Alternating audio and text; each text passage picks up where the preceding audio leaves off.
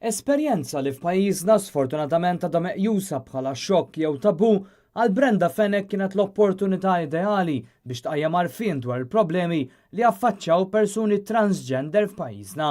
Ġurnata fost l-oħrajn skoprit li ħabiba tagħha hija persuna trans. Sirt ħabiba magħha u sirt naf iktar tard fil-biberija tagħna u qawwet li iktar qalbi li inkompli bil-proġett tiegħi. Ma kontx naf li l-identità tagħha ġifieri u meta sirt naf immotivatni iktar biex inkompli nfittex. Brenda li diġà kellha xewqa li titratta dan is-suġġett wara li kienet issegwi serje fejn wieħed mill-karattri kienet persuna trans għażlet li tiffoka t-teżi tagħha Transparency fuq dan is-suġġett.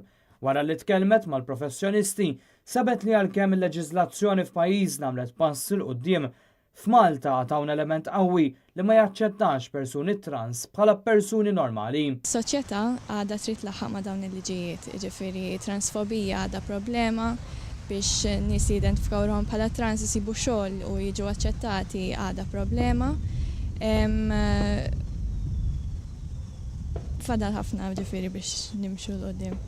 Sax tiegħi jkun li nidentifikaw li xulxin bħala umani u mhux dak gay, dak trans, dik straight, iżda aħna l-koll umani. Meta nidentifikaw ruħna bħala umani, naraw il-xulxin fis-sistema tagħna, fil-kuntest tagħna u li kulħadd għandu l-esperjenza tiegħu, kulħadd ġej minn kuntest differenti, kulħadd għandu l-potenzjal tiegħu u noffru support lil xulxin.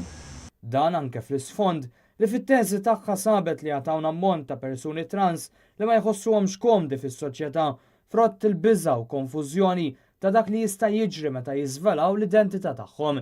Issib ukoll li għandna bżonn sistema b'saħħitha ta' appoġġ lil persuni trans xi ħaġa importanti biex iħossuhom komdi jiżvelaw l-identità tagħhom mingħajr biża' li jiġu rifjutati jew iħossuhom bħala pis fuq rabathom.